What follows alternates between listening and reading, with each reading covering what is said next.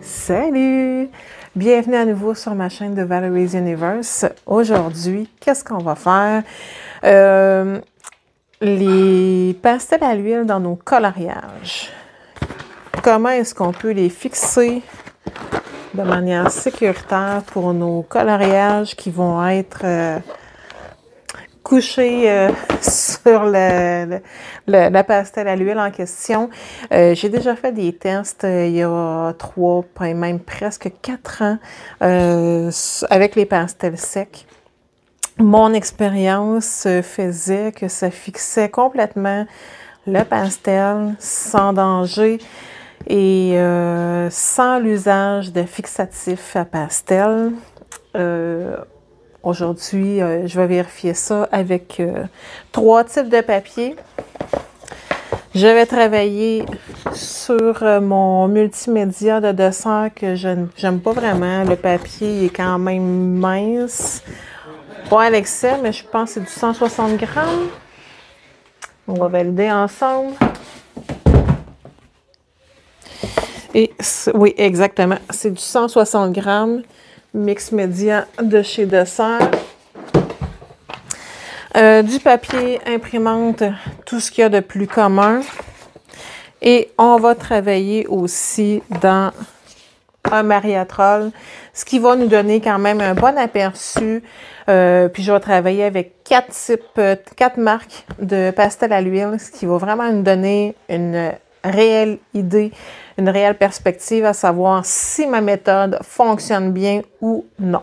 C'est à voir. Reste avec moi, on se retrouve tout de suite face bureau. Coucou. Est-ce qu'on dit bonjour? Est-ce que tu dis bonjour aux abonnés, ma belle? Ouais, 5 au moins. Non. Bon, la pitonne fait sa gêne aujourd'hui. Pas de bonjour?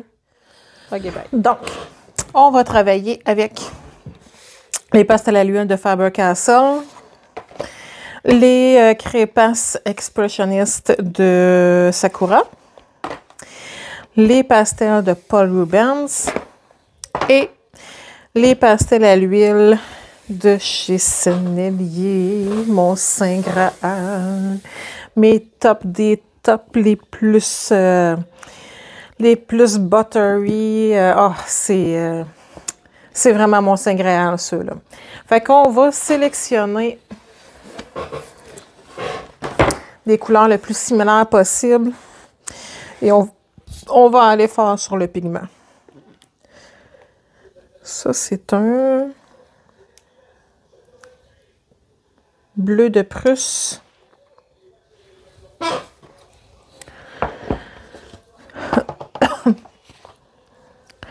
Est-ce qu'on a un bleu aussi foncé?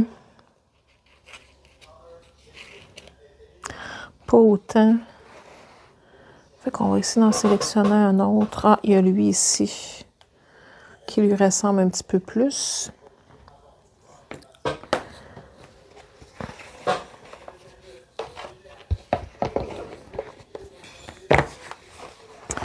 Dans les Sakura, bleu de Prusse.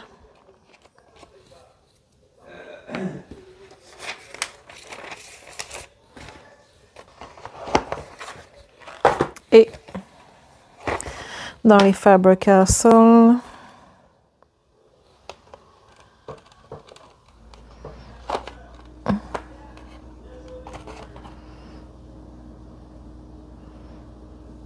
$151, mais il n'y a pas de couleur d'inscrit dessus.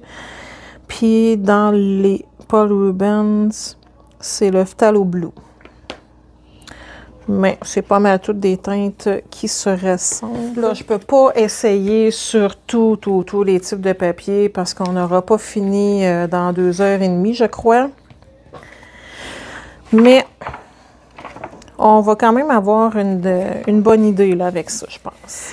On commence par Sennelier.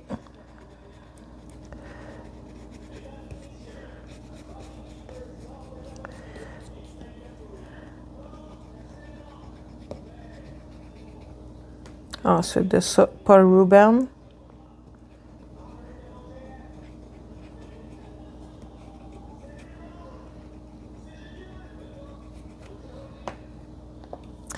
Les Sakura, Crepas.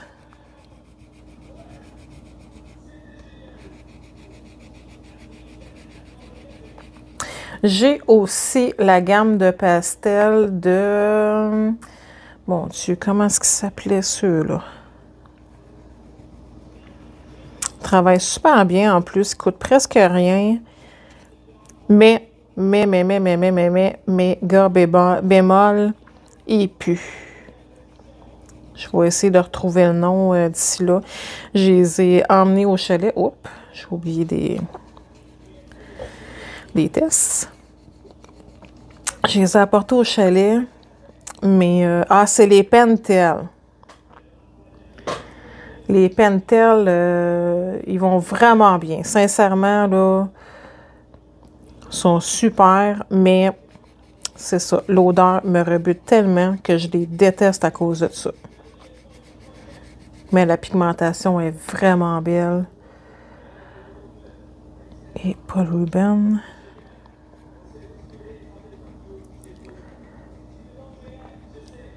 Ah, c'est drôle, hein, comment est-ce que le Paul Rubens, dans le Mariatrol, il est vraiment comme du beurre. Sur le papier imprimante, il est pourri. Sur le papier de dessert aussi, il est vraiment ordinaire. C'est vraiment spécial. Bon, je te mets sur pause 2 secondes. Je me suis ramené mes petites lingettes humides. Parce que on va faire un vrai test. Ah, j'aurais pu prendre le même doigt, en tout cas. On va faire une partie estompée, puis une partie qui ne sera pas estompée. Voir si ça fait une différence.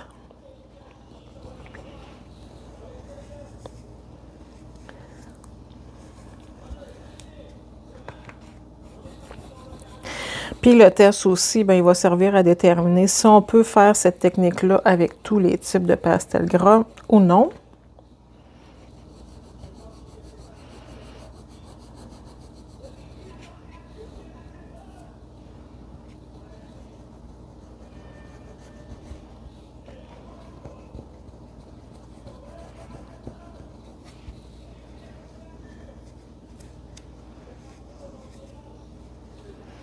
Et il nous reste juste à estomper le Faber-Castell.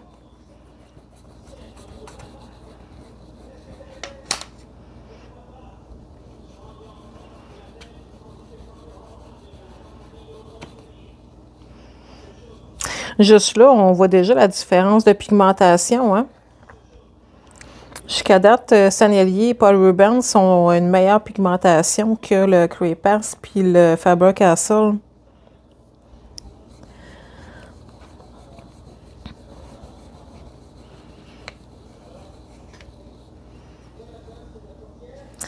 Bon.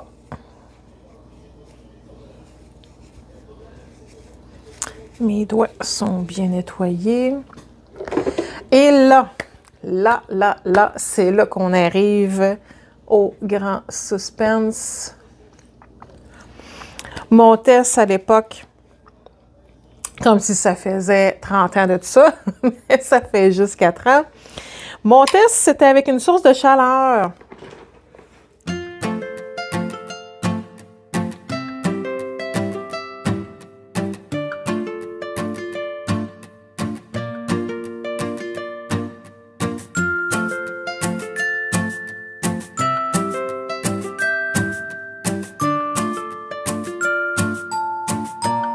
Bon, au test avec la chaleur, là, ce qui est vraiment important, c'est qu'il faut passer la chaleur jusqu'à ce qu'on ne voit plus de brillance. Je vais prendre mes doigts propres. Le Paul Rubens, lui, il a de la misère à se fondre. En fait, le Crepas non plus. Bon, dans le Mariatrol, il y a seulement que le sennelier qu'on peut faire fondre comme ça. Je vais me prendre un autre lingette.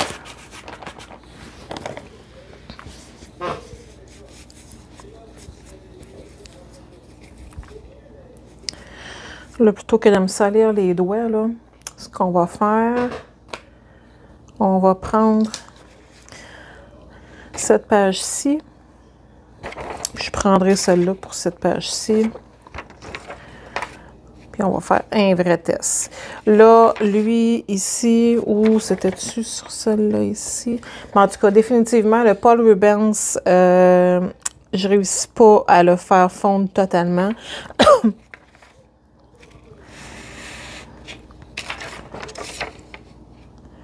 Bon, les trois vont venir marquer.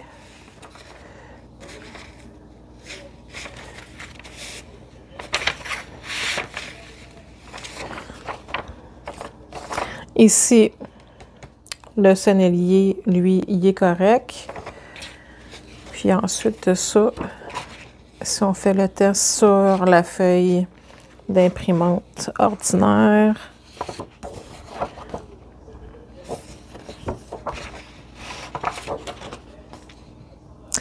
bon, ça marque aussi. Mais là, on va faire un test. Est-ce que c'est seulement que la partie que j'ai pas frottée? On refait le test.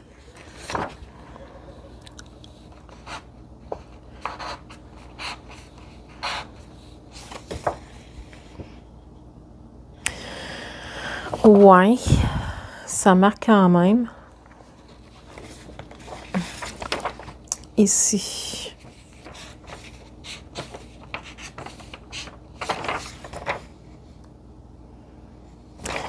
Le sennelier marque toujours pas sur le Mariatrol.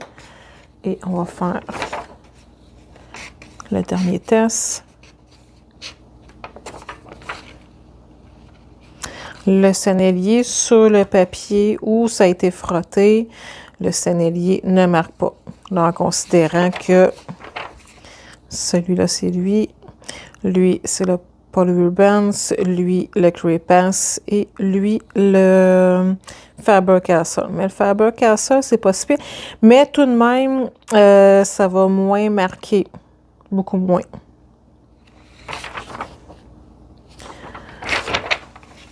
Puis là, on va faire un dernier test.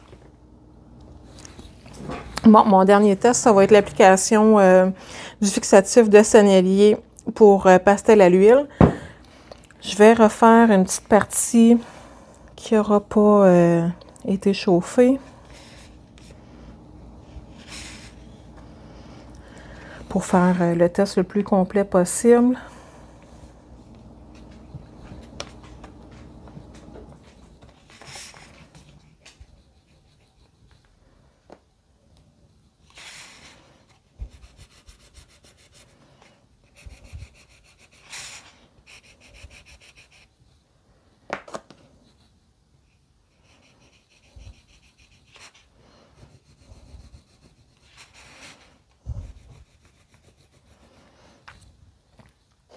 Maintenant, je vais aller dans un endroit bien aéré pour fixer ça et je te reviens par la suite une fois que ça va être sec. Nous voici de retour avec les pastels à l'huile fixés, avec le fixatif exprès pour le pastel à l'huile de Sennelier. On est rendu à faire nos tests, à savoir si s'il y a du transfert avec le fixatif. Donc, feuille imprimante, là, j'ai déjà tout préparé mes petites feuilles. On a la section qui est non estompée, non chauffée, la version chauffée, non estompée et la version estompée, chauffée. Donc, on y va.